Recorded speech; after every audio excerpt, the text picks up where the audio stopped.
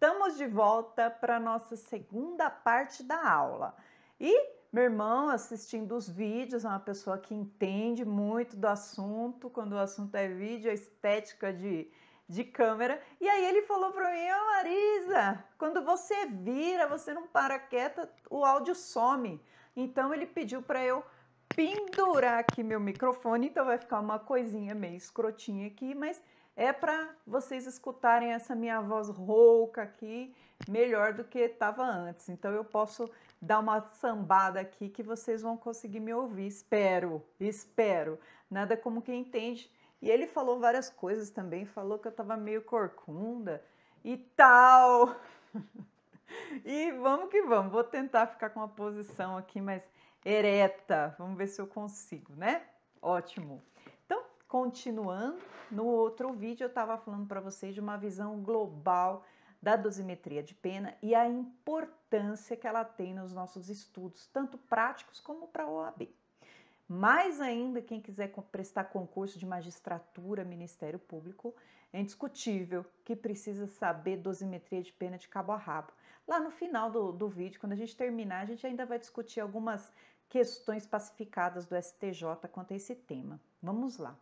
Primeiro então, abordagem que eu vou fazer nesse vídeo vai ser: nós, de agora em diante, precisaremos falar tecnicamente os nomes de cada instituto. Nós não vamos mais poder confundir crime qualificado com causa de aumento de pena, circunstâncias judiciais, a gente não pode mais confundir o que são circunstâncias judiciais com causas de aumento de pena. Por exemplo, o que é uma tentativa?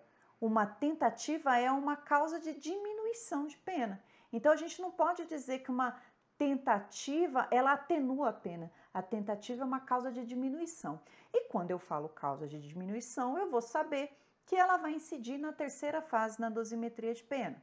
Quando eu digo que o tipo é qualificado, em qual fase da dosimetria de pena que eu vou aferir? Opa, qualificadora significa o tipo não é simples. O tipo simples ele vai trazer uma determinada quantidade de pena. O tipo qualificado, por ser pior, por ter um plus, ele vai trazer outra pena em abstrato. Então, quando eu digo que o crime é qualificado, ele vai ter uma pena específica para ele. E é daí que eu vou iniciar a dosimetria de pena. Esse vai ser o patamar inicial, vai ser o start que eu vou dar para iniciar a contagem de dosimetria de pena. Então, iniciando nossa contagem, eu tenho então o patamar mínimo e o máximo, seja a pena simples ou qualificada. Esse patamar, quem vai trazer o mínimo e máximo vai ser o legislador. Vamos então para a primeira fase da dosimetria. Eu vou ler para vocês o artigo 59, eu tô com uma cola aqui que eu fiz, eu e minhas colinhas, porque alguns detalhezinhos, além do nervosismo, né, de falar na câmera, alguns detalhezinhos vão sumindo, então eu preciso. Pode ir na prova? Não, só eu que tenho essa prerrogativa que eu mesma me dei. Vocês não podem, vocês têm que fazer na raça. Olha como eu sou tirana. Então, eu vou ler para vocês na nossa primeira abordagem, na primeira fase. Lembre-se que são 3 fases na dosimetria. Primeira fase. Vamos lá, artigo 59.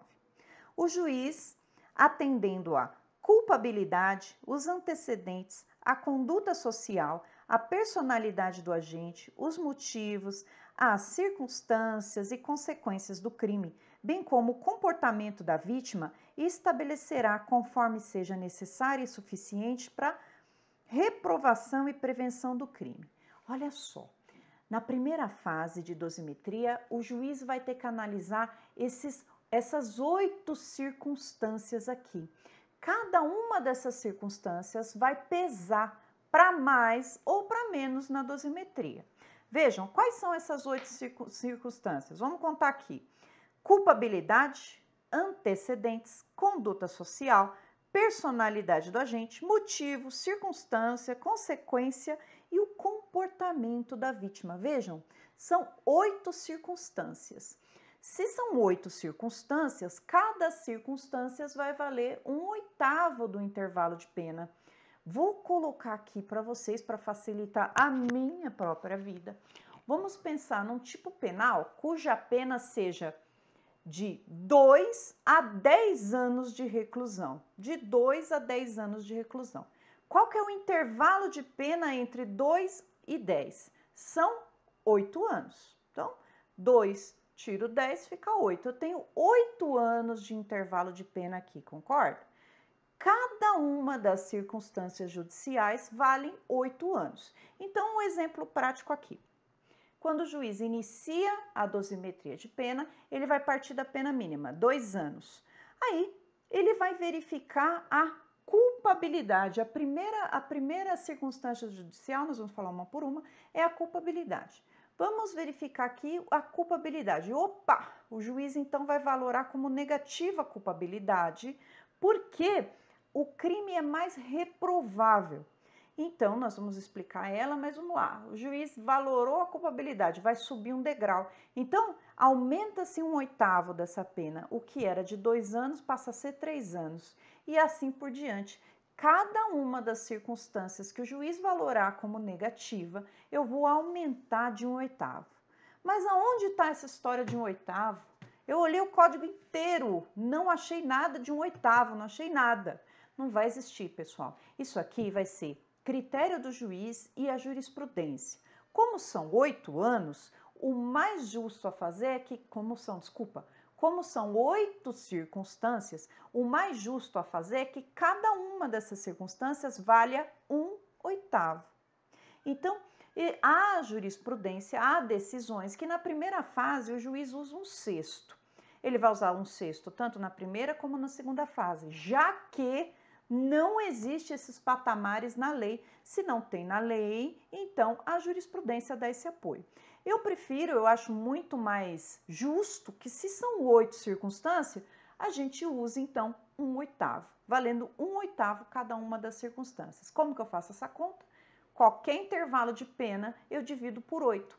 O que der, o resultado que der vai ser o quantum que aumenta cada uma. Vamos então, a partir de agora, ler quais são as circunstâncias judiciais e o que cada uma quer dizer. Vamos lá. Primeiro, pessoal, culpabilidade. Quando eu falo em culpabilidade, que é a primeira circunstância judicial, eu não estou falando lá na teoria do crime se a pessoa é menor, se ela é maior, se ela é imputável, se ela é inimputável. Essa culpabilidade aqui, mesmo sendo um nome ruim, já que causa essa ambiguidade, quando fala culpabilidade, a pessoa já pode se remeter ao, poxa, mas será que ele é imputável pela lei ou não? Não. Essa culpabilidade, ela quer dizer maior ou menor grau de reprovação dessa conduta. A pessoa que cometeu o crime, ela tem a culpabilidade exacerbada quando, por exemplo, o crime extrapola. Ela, por exemplo, premeditou aquele crime. O crime foi premeditado, foi meticulosamente planejado. Nesse caso, o juiz pode valorar negativamente a culpabilidade e aumentar. Quer um outro exemplo? Um pai que tinha o dever de cuidar daquela criança é a pessoa que estupra. Então, a culpabilidade nesse caso é maior, a reprovação daquele crime é maior, porque era a própria pessoa que tinha que cuidar, é a que está praticando o crime. Então, nesse caso, pessoal, a culpabilidade vai dizer qual que é o grau de reprovação. Então, quando eu leio culpabilidade, eu vou ler aqui qual que é o grau de reprovação. Se for normal para aquele tipo de crime, o juiz vai passa batido pela culpabilidade e vai para o próximo. Os antecedentes. Esses antecedentes, pessoal, significa qual que é a vida pregressa dessa pessoa. O que ela fez antes desse fato do dia X? O que é antecedentes e o que não é antecedentes, eu vou guardar para o próximo vídeo, porque ele vai demandar um pouquinho a mais de tempo para nós, porque a gente vai ter que rememorar o princípio da presunção de inocência. Então, vou encerrar aqui, já está dando 10 minutos, para não ficar cansativo, a gente vai para o próximo vídeo. Aguarde que a gente já volta.